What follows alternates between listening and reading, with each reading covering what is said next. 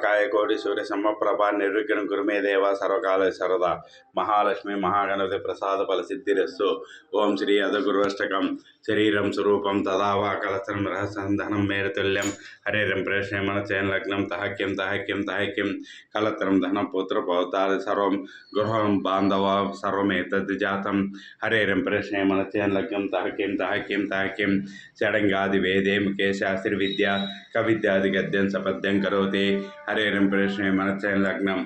तः किं जमा मंडले विदेशेषु अन्नः सदा शेषु धन्यः सदाचार वृत्तोषमत्वनचनः हरेरं प्रेषणे मनचयन लग्नं